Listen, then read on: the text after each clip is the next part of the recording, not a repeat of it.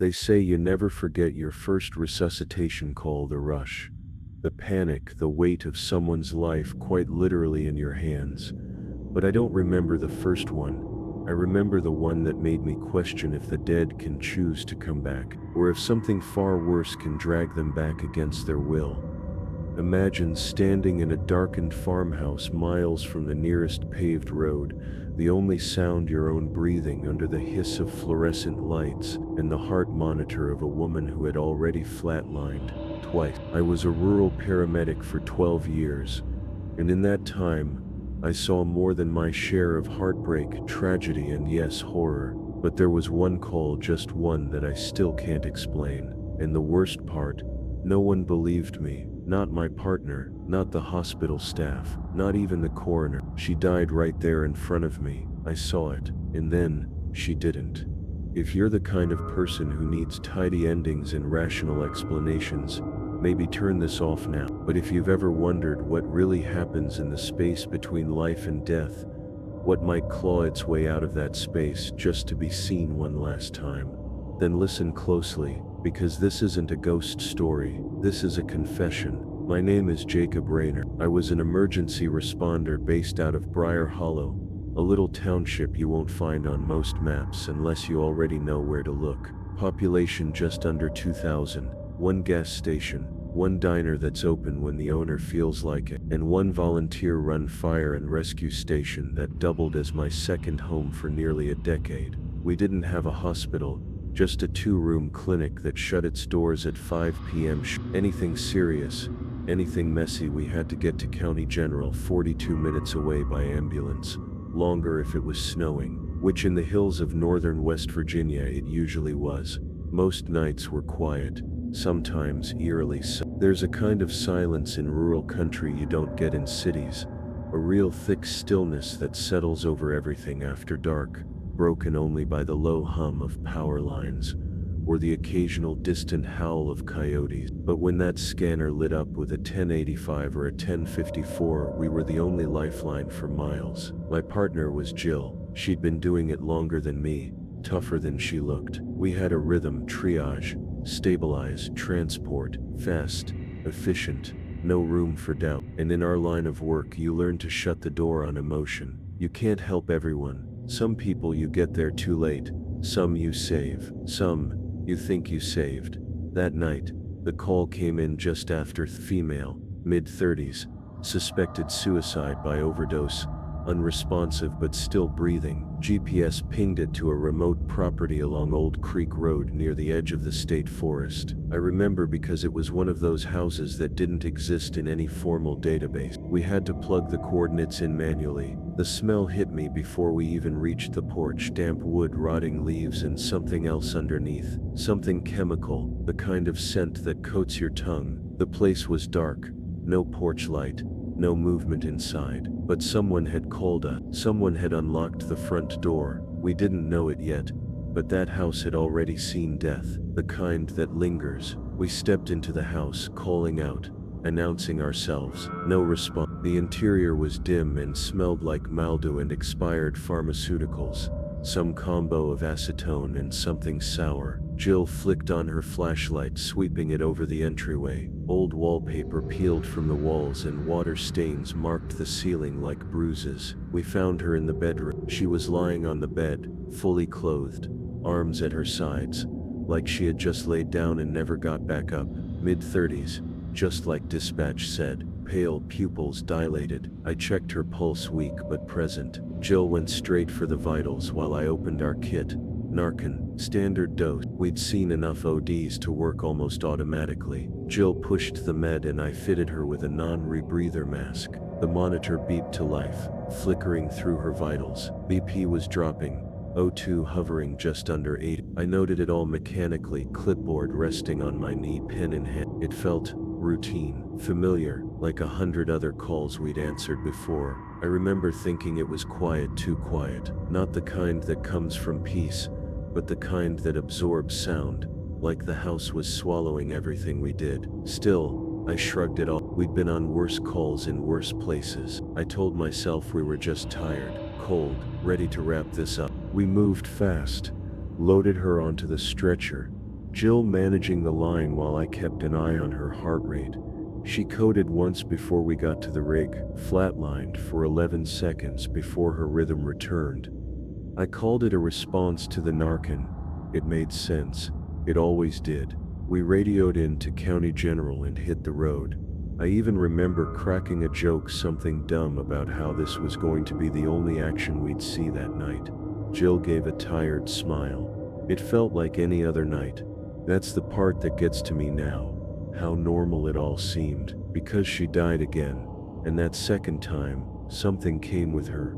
It wasn't until later, long after the paperwork was filed, and the stretcher was wiped down, that the first thing started gnawing at me. Her eye. See, when she coded in the ambulance, we lost her for about 30 seconds. Flatline. Nothing. We hit her with another dose, and she came back. No convulsions. No gasping breath like in the movies. Just a sudden jolt on the monitor, followed by a slow rise of her chest. Her eyes opened next, and for one solid second, she looked straight at me. Not dazed, not confused. Direct. Focused. Her pupils didn't react, but her mouth moved. No sound. Just a whisper that I couldn't hear, but I felt. Jill didn't see it. She was prepping the next bag of fluids.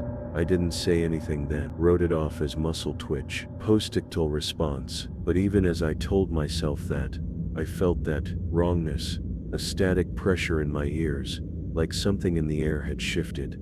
She crashed again just 10 minutes later. This time we couldn't bring her back. CPR, defib, all protocol, but her rhythm never returned. By the time we rolled her into the ER bay, I had already called the time.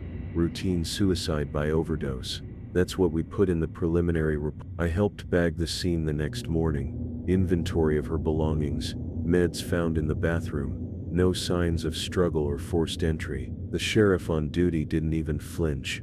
Sad, but not uncommon, he muttered, flipping through her expired prescription. Still, I couldn't shake the look in her eyes, or that mouth movement.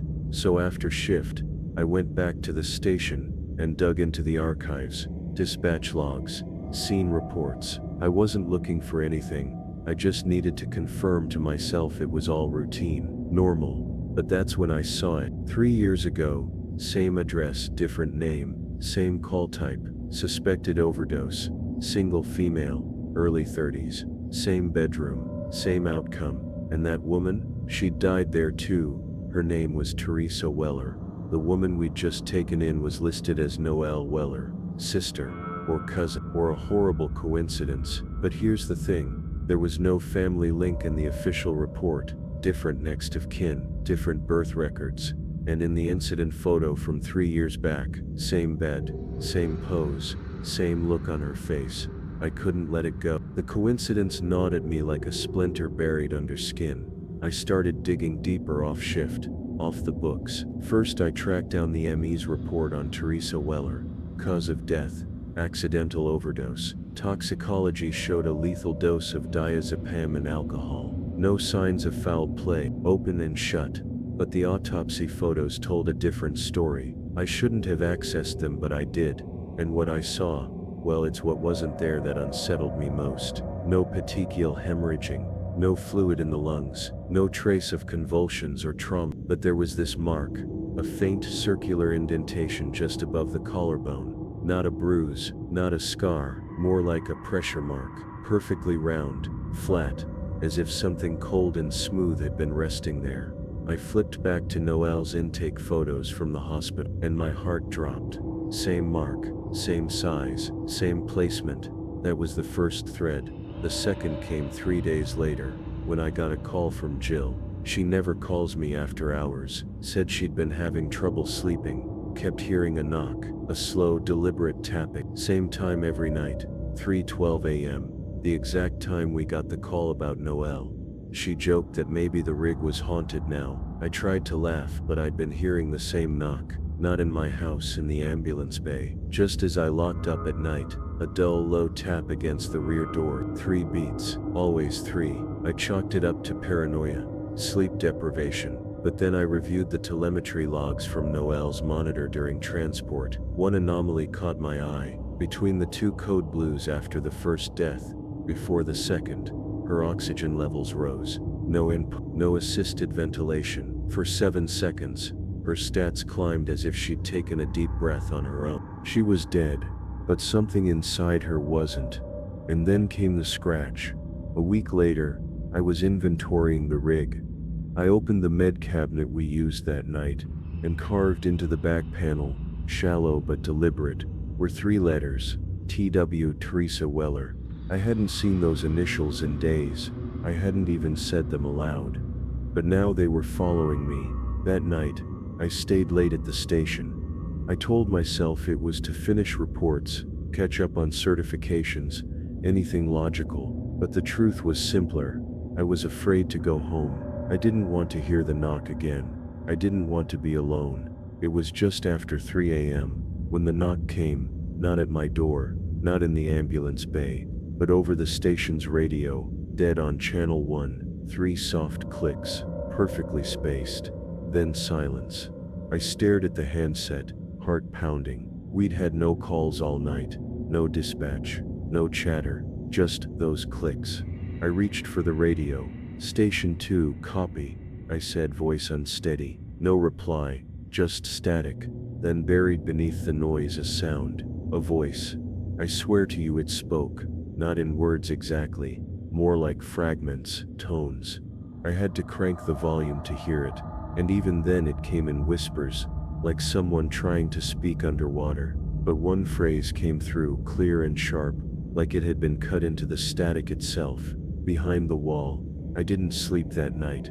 I barely moved. When dawn finally came, I drove straight to County General, straight to their records office.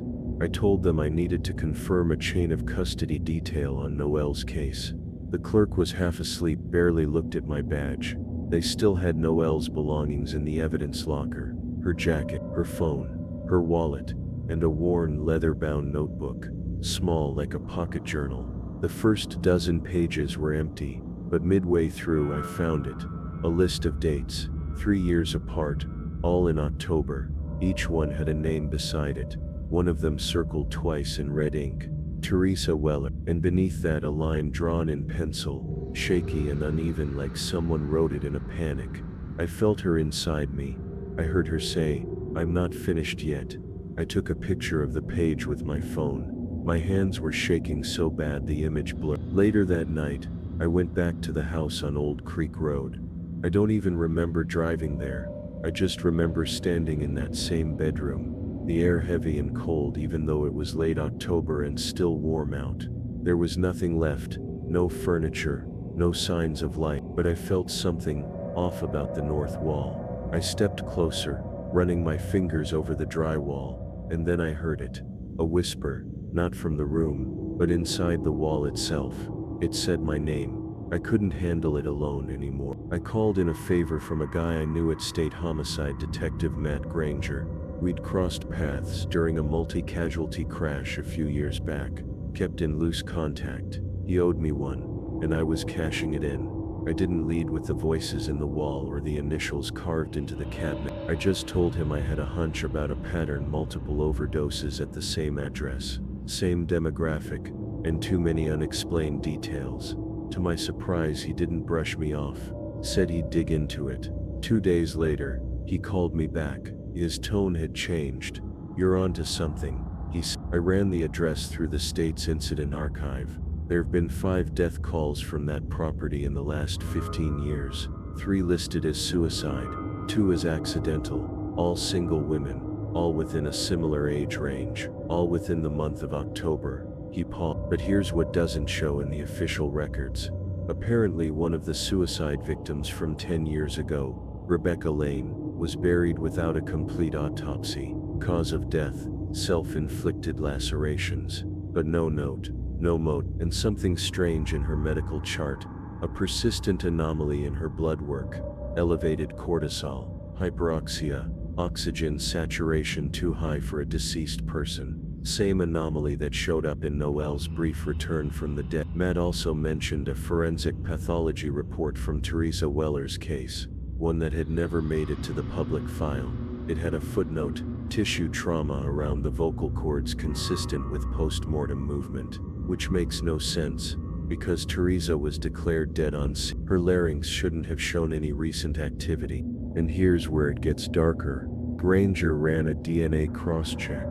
Out of curiosity, he said, there was a partial match between Noelle Weller and another unidentified sample from a 2009 Jane Doe found in a nearby ravine. That woman, according to early forensic assumptions, had been dead for at least 3 days. But the kicker, her stomach contained half-digested hospital food, specifically the kind served at County General. And embedded under her fingernails was drywall. Matt kept digging, and with every file he opened, the story stopped sounding like coincidence and started sounding like strategy. The women who died at that house, they weren't just random, they were connected, loosely through a web that only made sense once you looked at the fine print. Each of them had either worked in, sued, or audited a particular medical supplier, Quinlan RX. Small outfit based in Charleston, supposedly a logistics firm for rural clinics, but Matt said there had been rumors for years about fraud, overbilling, fake patients, drugs redirected into black market channels. Nothing had ever stuck. Too many hands in too many pockets. Teresa Weller, she was a whistleblower. She'd filed a complaint with the state board 6 months before her death. Noelle had once interned in the billing department there. The third victim, Rebecca Lane, had an older brother who died during an experimental trial backed by Quinlan. The more Matt mapped it, the clearer it became. These weren't suicides. They were cleanups, eliminations disguised as despair. I thought about that list in Noelle's notebook. The names, the dates. She wasn't a victim, not originally. She was tracking them, trying to expose something, and then somehow she ended up becoming the next. Matt was convinced a professional was involved, a hitman with medical access, maybe even posing as a first responder. Staged scenes, false tox reports.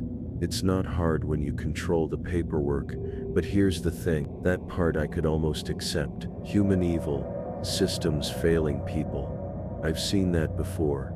What I couldn't accept, what still clawed at the edge of my sanity, was the feeling that the victims hadn't truly left, that somehow in those final seconds of death, they hadn't just disappeared.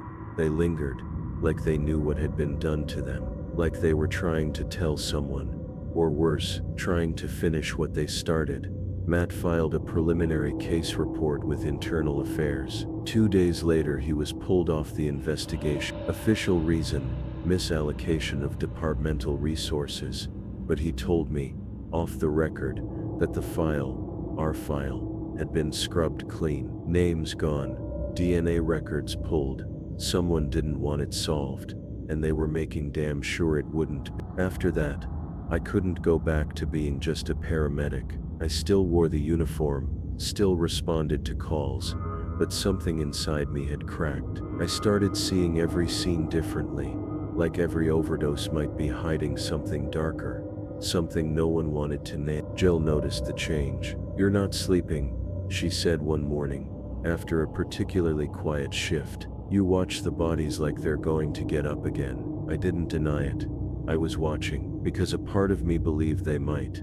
I began keeping notes, just like Noelle. I documented every unusual mark, every inexplicable lab result. I started flagging cases that fit the same mold. Young women, rural locations, ambiguous causes. In 6 months I found 4 more. 3 labeled suicide, 1 accidental, but each one had something off. Skin unbroken but discolored. Blood oxygen levels too high. 1 had fingernail impressions on her palms so deep they should have bled, but didn't. I became obsessed with post-mortem anomalies. I interviewed coroners on breaks, questioned funeral techs like a detective. I rewatched dashcam footage from our ambulance, and in one clip just before a code I swear I caught movement. Not from the patient, from the shadows near the gurney. Once I stayed behind in the rig after a late run. No lights, no noise, just me in the dark. I whispered, "If you're still here, if you're trying to say something, I'm listening." The knock came seconds later. 3 taps, just like before. I didn't tell Jill, I didn't tell anyone. It wasn't fear exactly. It was reverent, like I'd crossed into something sacred and terrible at once, a space where the veil thinned, and grief became a language. That case changed everything. I stopped treating symptoms and started reading the spaces between them, the gaps in time, the questions no one asked. I began to wonder how many others had died like this, how many cries for justice were dismissed as overdoses, as The worst part wasn't the deaths, it was the silence that followed. There's something I need you to understand. The most terrifying part of all this, of everything I witnessed, everything I pieced together, it wasn't the deaths themselves, it wasn't the cover-ups, the cold efficiency of whoever orchestrated those murders. It was how ordinary it all looked from the outside, how easily evil blends into paperwork, into sterile white lights and polite apologies, and stamped reports. We think death makes things final. We think a time of death, a signed certificate, a zipped bag, that these things close a chapter. But what if they don't? What if sometimes the dead aren't ready to be forgotten? Or worse, what if they weren't allowed to leave? Some nights I still hear it, the knock. It doesn't come from the ambulance anymore. It comes from places that shouldn't know me, from the back of the supply closet, from behind the walls of my own house. Always 3 taps. Always at 3:12 a.m. I've tried to ignore it, tried to pretend that once the case file was closed, so was the story. But I know better now. Sometimes the dead speak, not in ways we understand, not in full sentences or ghastly moans. No, it's subtler than that. It's a shift in the air, a pressure behind your eyes, a whisper on your voicemail you don't remember recording. It's a name scribbled in the corner of your report before you ever learned it.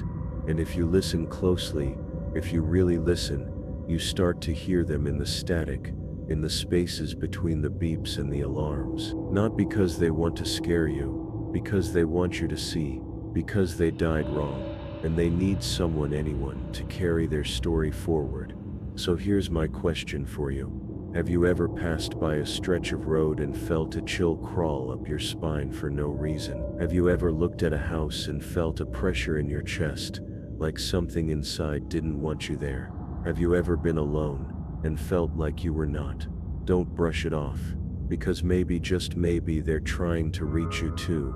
I've told you everything I can. Some of it sounds insane, I know. Some of it I still question myself, even now. But the knock still comes. The names still appear. And once you see behind the curtain, you can't unsee it. The world we live in, the one where things happen for neat, explainable reasons, where death is clean, and grief follows a tidy path. It's a fiction we've all agreed to maintain. But beneath that thin layer of normalcy, there's something else. A pulse. It moves in silence and in forgotten hallways, in rig logs and hospital basements, in case files with just enough red tape to bury them forever. It moves through people who were silenced. Women like Teresa, like Noelle, like whoever came before them, and whoever might come next. And maybe for a moment, it moved through me too. I still work calls, still ride in the rig with Jill, still carry the same kit, tape the same leads, shout the same commands. But every time we're dispatched to an unresponsive patient, I feel it, that old weight in my chest. Not fear, not dread, expectation. Because what if this time I hear the whisper again? What if one day I see her, Noelle, Teresa, someone else entirely, standing in that impossible corner of the room, mouthing something I almost understand? What if the knock stops, and the door finally opens? I'll be honest with you. I don't know what waits on the other side of that door, but I've made peace with the fact that someday I may have to walk through it. Maybe I already have. And if there's one thing I've learned, one truth I'll carry with me till the end, it's this: the dead do not rest until they're heard, and I hear them. I always will. So if you've ever lost someone and felt like their goodbye didn't stick, if you've ever woken from a dream and known, just known, that it wasn't your dream to begin with, if you've heard the knock, then know this: I believe you. I believe, and if they're still trying to speak, I'm listening, and I'll keep listening. until the end.